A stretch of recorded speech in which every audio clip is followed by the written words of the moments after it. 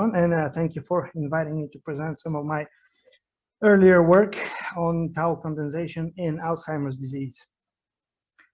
I'm sure everyone attending knows quite a lot about Alzheimer's disease, most likely more than myself, so I'm not going to waste time repeating familiar statistics and facts. Rather, I will try to focus on what you likely do not know, except for maybe a short introduction on tau and amyloid beta. So the two histopathological hallmarks of Alzheimer's disease are extracellular amyloid plaques and intracellular tau fibrils composed of amyloid beta and hyperphosphorylated tau protein respectively. Up until recently, the leading hypothesis, shall we say, in Alzheimer's research has been the amyloid hypothesis, namely that accumulation of amyloid beta in the extracellular space of neural tissue causes neural loss and neurodegeneration. Consequently, most drugs in clinical trials and in preclinical development perhaps have targeted amyloid, all of them failures. The long line of failed anti-amyloid drugs has called into question the amyloid hypothesis and has prompted the research community to turn to other potential targets. One such target is namely tau. The mechanism of tau accumulation and fibril formation is not exactly known. Currently, it is believed that positively charged tau is condensed by organic polyanions, namely heparin and RNA. However, when I became familiar with this hypothesis, I immediately noticed three major flaws. First, heparin and glucosaminoglycans in general, the broader class of glucosaminoglycans, are overwhelmingly extracellular substances. What little of them is present inside cells is sequestered away from tau in the granules of mast cells ready for secretion or in endosomes and lysosomes ready for degradation. Second, most RNAs are short-lived, with most messenger RNAs having half-lives on the order of minutes. And what little longer-lived RNA is present inside cells is also sequestered away from tau in ribosomes, nucleoli, stress granules, etc. Thus, it seemed to me highly unlikely that heparin-induced tau condensation, which has been observed in vitro, or the proposed RNA mediated condensation of tau, occur in vivo to any significant degree, that is, are likely not physiologically relevant.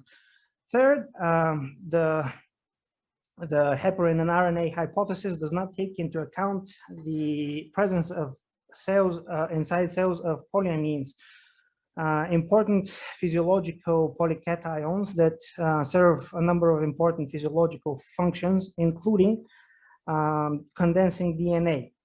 To investigate whether polyamines can condense hyperphosphorylated tau in the absence of experimental data, in the absence of the capacity to perform any experiments, we performed molecular dynamics simulations on 4 different systems: hyperphosphorylated tau with spermine, hyperphosphorylated tau without spermine, and then unmodified tau with spermine and unmodified tau without spermine. The paper goes into a lot more detail. I will try to save time on details to have some more time for questions and discussions. So I will briefly go over the results here.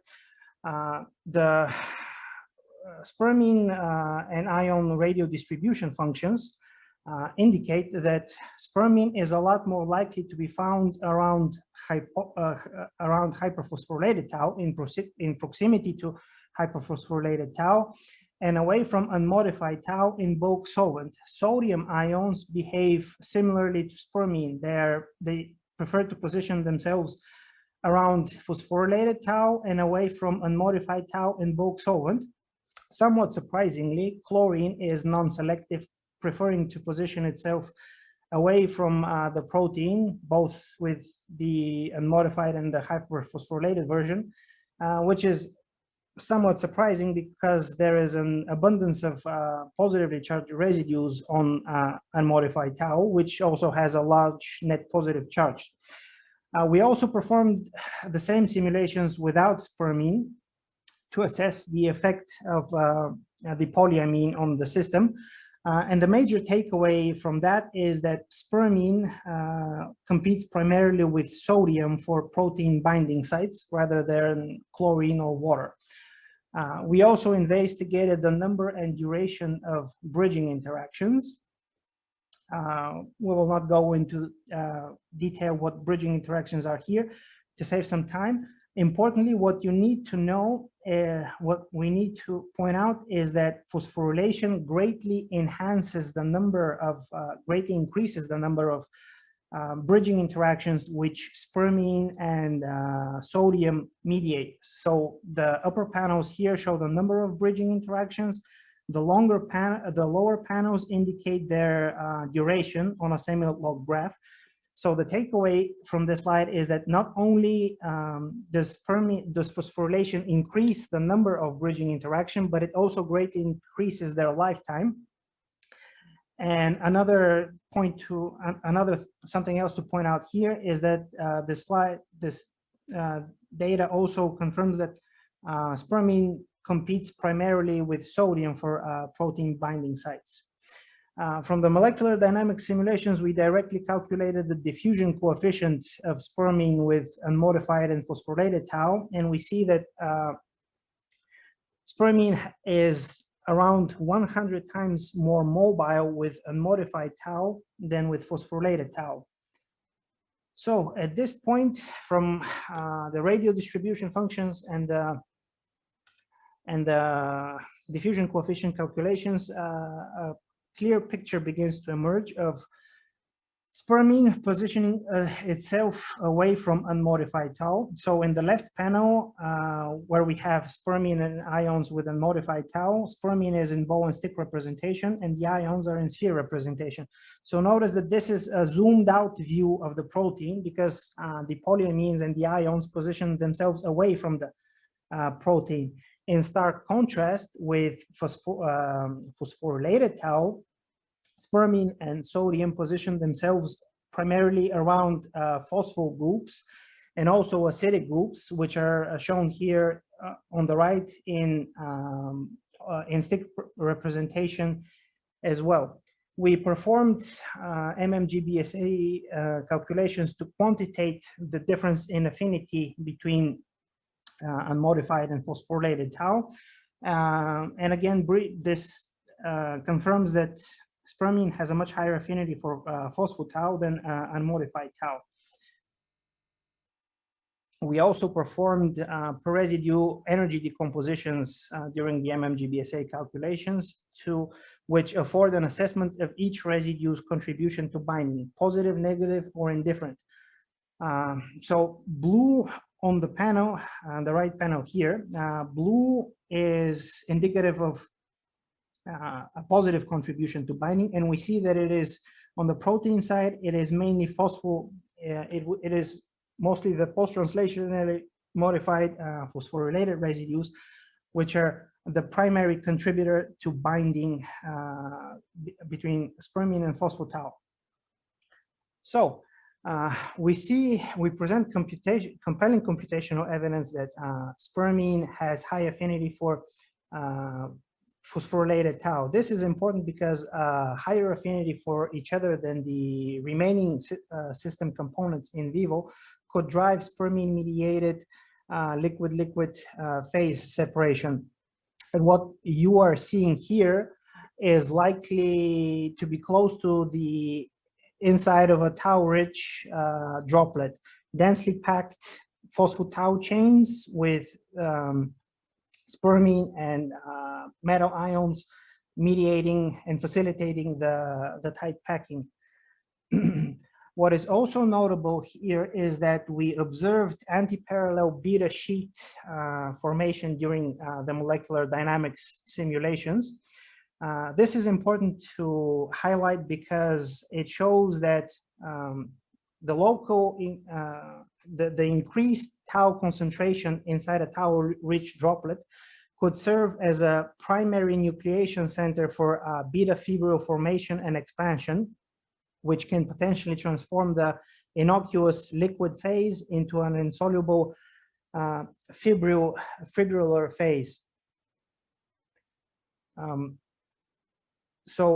Such condensation has, such polyamine mediated condensation, for example, has been observed with Lewy bodies as well, with alpha-synuclein, which is the primary constituent of Lewy bodies. So what implications does this have for target discovery in Alzheimer's disease? At this point, it is important to also note that Alzheimer's is a very complex disease where the etiology still remains a mystery. The situation is not like some monogenic, for example, disorder where a mutated enzyme becomes, for example, hyperactive, and all that is needed is just to inhibit the enzyme to a physiologically acceptable degree. We still don't know what the drivers and the mechanisms of Alzheimer's disease are.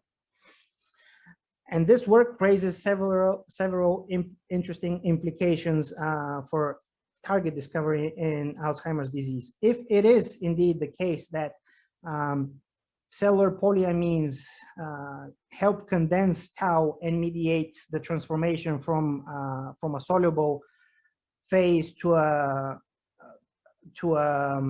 fibrillar insoluble phase that could be potentially neurotoxic, this immediately leads to the conclusion that one should suspect neuronal kinases and phosphatases. It could be that a mutated kinase becomes hyperactive, or potentially not even a mutated kinase, or it could be just a hyperexpressed kinase. The other side of that coin is that it could be a mutated and dysfunctional phosphatase. So the balance between phosphorylation and dephosphorylation is lost, and phosphorylation comes to dominate either through a hyperactive kinase, one or more, or a hypoactive phosphatase, one or more.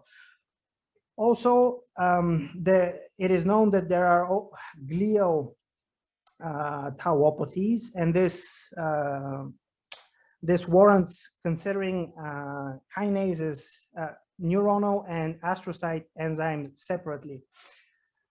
It is also possible that what could be the culprit is not directly a kinase or a phosphatase, but some enzyme or factor which regulates the activity of a kinase or phosphatase, or a regulator of a regulator.